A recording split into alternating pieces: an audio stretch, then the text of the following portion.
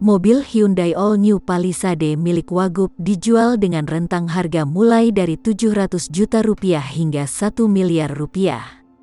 Wakil Gubernur Sumatera Barat, Audi Joinaldi mengatakan mobil dinas baru yang dibelinya merupakan mobil dengan harga terendah di kelasnya.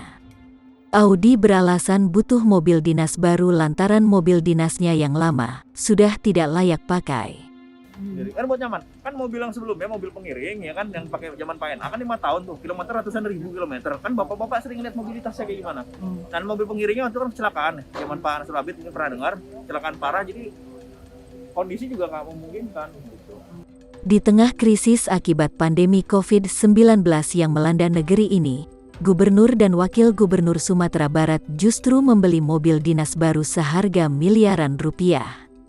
Gubernur Sumatera Barat, Mahyeldi beralasan pembelian mobil dinas baru dianggarkan lantaran mobil lama sudah tidak layak pakai. Menurutnya, sejumlah komponen mobil sudah rusak. Anggaran yang dialokasikan untuk membeli satu mobil baru sebesar 1,4 miliar rupiah. Namun ia memilih untuk membeli mobil dengan harga jauh di bawah itu.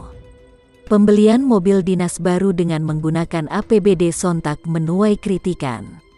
Dirjen Bina Keuangan Daerah Kemendagri, Muhammad Ardian menyebut penggunaan APBD harus sesuai rasa keadilan dan kepatutan.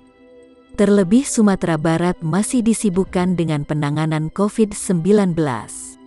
Sesuai pasal 3 Undang-Undang 17/2003 bahwa yang namanya keuangan negara itu harus dikelola secara efektif, secara efisien, taat pada ketentuan peraturan perundang-undangan, juga harus ekonomis, harus tertib, dan ada kalimat menarik, dengan memperhatikan yang namanya rasa keadilan dan rasa kepatutan.